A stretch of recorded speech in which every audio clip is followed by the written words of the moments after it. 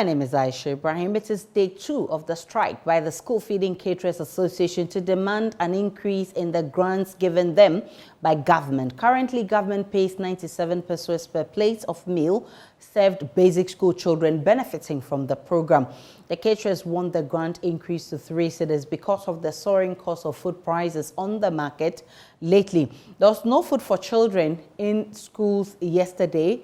In the Upper West region, for instance, food vendors at the various schools took advantage of the situation to make good money as they were on hand to serve the children hot lunch. JoyNews Upper West Regional correspondent Rafiq Salam visited some of the schools and reports. Kitchens of the various basic schools in the Upper West region, majority of whom are makeshift structures, are being abandoned and deserted by the caterers. Members of the School Feeding Caterers Association decided effective today to boycott cooking services over what they described as inadequate school feeding grant. Here at the Tindamba Primary School, the old and jaded classrooms that have been converted into a kitchen are under lock and key. Headmaster of the Tindamba Primary A, Pen Panzaga, disclosed that the caterers came round this morning to tidy the kitchen and later informed him about their decision to suspend cooking services to the school.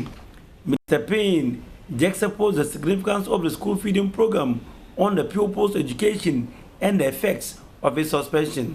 Well, it has effects on them because from our locality here, most of the children come to school depending on this hot meal a day, so that they will have something to eat. Because when they are coming from home, most of them don't eat before they come. So once it's like this, by the time they are supposed to get the food, if they don't get it, the rest of the day becomes so difficult for them. They are not able to cope because of their hunger. And when that also happens, it also affects the rate at which they concentrate in class, and then it also affects their learning. He added, in some schools, the pupils abandon classes upon realizing that there is no food for them. Normally, we are supposed to close at 2 o'clock, but by 11:30, 12, most of the children are no longer with us. They run away. We have been talking to them, but the practice still continues. Today, we were thinking that they will prepare the food for them so that they will stay till the end of the day. But now that they are not going to cook for them, we'll wait to see what happens. Okay. What do you want to be done in this situation? We want immediately that issue should be resolved so that the caterers can come back and prepare the food for the children, so that we can move on smoothly with the academic work. In some schools, the suspension of the cooking services is good omen for the food vendors. The low patronage they usually have from the pupils is no more. At the One Model Primary School, the kitchen had all doors opened, the storerooms filled to the brim with firewood, but the caterers nowhere to be found. The hungry pupils rather found solace in the food vendors here. They formed a small queue, waited with bated breath for this fried yam sold here. One of the pupils told me off camera that they are not happy that the caterers have suspended cooking services and appealed to the government to resolve the disagreements with the caterers. Did they run home? Yes. Okay. So what do you want the government to do? To help us to find the caterers again. Okay. So they can cook for us. Reporting for JoyNews, Rafiq Salam. Wow. We'll be running some checks in some of the schools across the country for an update. Let's go to Tamale, where my colleague Martina Buguri is standing by for us. Martina, which schools have you visited and what can you report from there? Okay, so I was at the Zegbeli and Saria Primary School, the Zegbeli TI Ahmadiyya Primary School, the police primary school, among some other schools I have visited this morning. No one seems to know the reason why they are not cooking, but all these places I have visited, nobody is cooking. For Ansaria like this, the place the caterer puts her things and everything is locked. But you can find some wood she used yesterday. Yesterday, I'm told she came in the morning and prepared something, but today she didn't come. And so that's the only visible thing you see that shows that something happened yesterday. Apart from that, most of these places, they have closed the stores or where they do the cooking. And so basically, in the northern region, the schools I have visited, about 5 schools, nobody is cooking today. Have you had the opportunity to speak with some of the caterers there? Yes. So like I said, for the Ansharia primary school, the teacher told me that they came yesterday and cooked, but today they didn't come, and it didn't look like they would come again. For the TI primary school, I'm told that the woman, since they reopened, has not even appeared.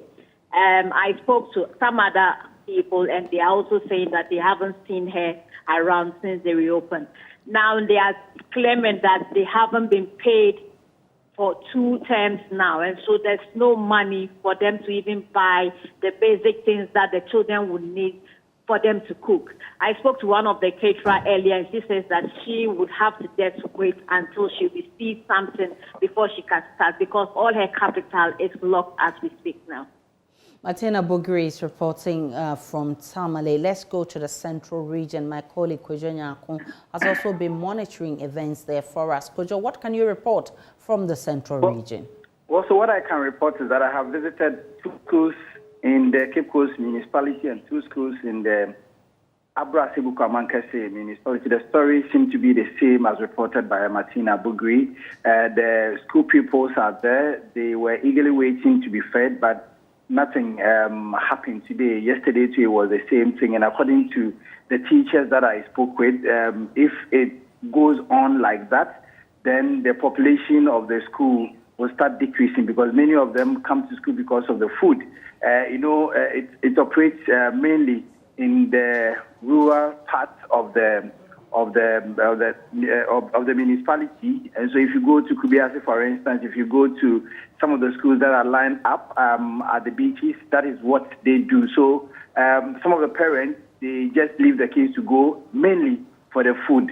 They do not even, their concern is not even about what the children are going to study, but it is mainly the food. Their target is mainly the food. And so they say that it's going to really have an adverse effect on the academic activities on campus, because the students are no longer being fed. I went to the kitchen. There are firewood, those that use gas, but some of the kitchen, they have closed there. They have closed, and so there is nothing happening as far as the school feeding is concerned.